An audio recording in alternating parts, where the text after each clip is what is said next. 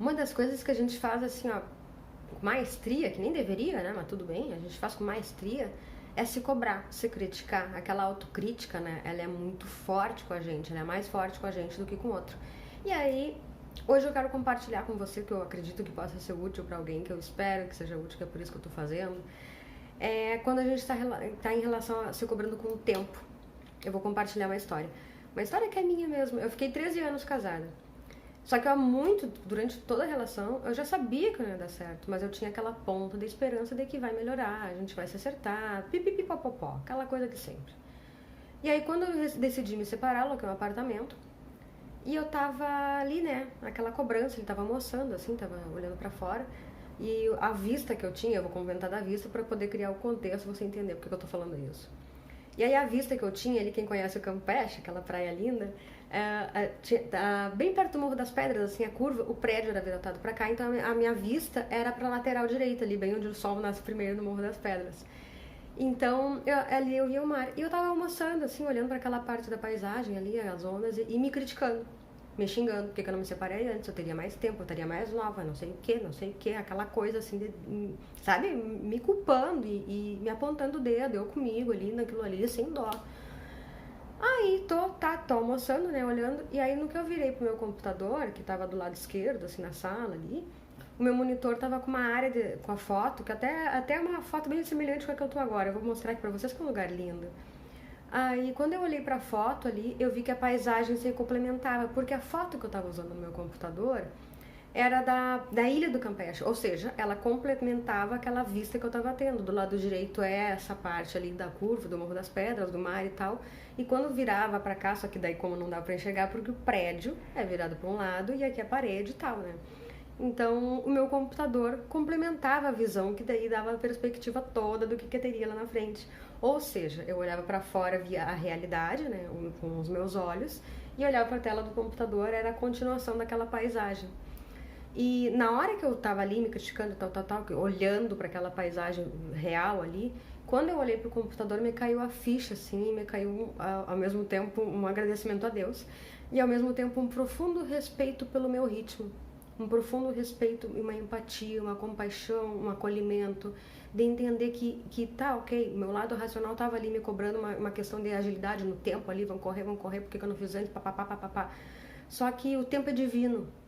Então as coisas acontecem no tempo certo, embora a gente tenha que desejar, tem que fazer as escolhas, tem que fazer a plantação da semente, fazer adubar, cuidar, regar, a colheita vem no tempo divino. A colheita vem quando é o momento para ser aquela situação. Então ninguém está atrasado. A gente não está atrasado, sabe? A gente não tá todo mundo no seu tempo certo, todo mundo está onde tem que estar nesse momento. Então aquilo foi um acalento pro meu coração e dali em diante, assim, eu me prometi que eu respeitaria o meu ritmo. Eu entendi que eu tenho um ciclo de algumas coisas são assim mesmo, né? Naquela situação era uma coisa mais prolongada. Só que alguns ciclos, a minha tratativa em relação aos meus ciclos é um pouco mais digerível, digamos, sabe? Então eu passei a respeitar o meu tempo e a entender que o tempo, as coisas acontecem sempre no tempo divino e quando a gente está no fluxo, né? Quando a gente entra no flow ali, a gente começa a perceber a sincronicidade dos horários, né? Aqueles números repetidos, né? Então a gente entra nesse processo assim de sincronicidade tanto de pessoas, de encontrar pessoas, de situações, quanto daquelas numéricas de perceber os números acontecendo. Então, o tempo está sempre certo. A gente está, por mais que a gente tenha essa cobrança que não é legal na real, mas embora a gente tenha que fazer os planejamentos, ter os desejos, ter os objetivos, meta, enfim, o tempo não é o do nosso controle. O tempo é do controle divino.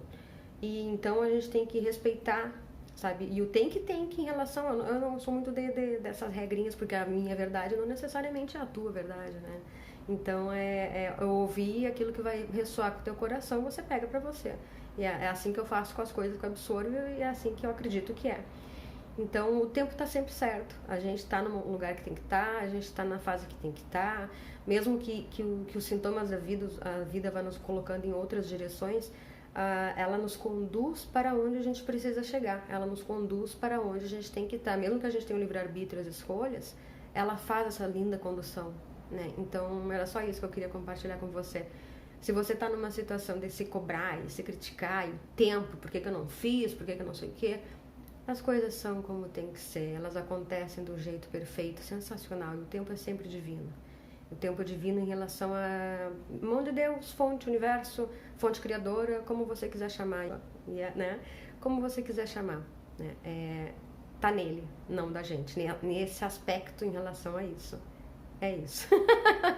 Eu acho que eu fui entender, mas enfim, o tempo, né, que é aqui pra gente, nessa parte terrena, na fisicalidade, a gente vive uma desaceleração, mas ao mesmo tempo não é o nosso controle. A gente está à mercê, entre aspas, assim, porque as outras partes a gente tem a escolha, tem o livre-arbítrio, tem o desejo, tem o querer ou não querer, né? Mas é essa parte da autocrítica. Não faça essa autocrítica, assim, porque a gente influencia de uma forma negativa quando a gente faz isso, sabe? A gente acaba não se acolhendo quando a gente se culpa. Então é isso que eu queria colaborar, isso que eu queria compartilhar, na verdade, né? E eu espero que colabore. Então é isso. Bom dia pra você. Boa noite agora, né? Mas enfim.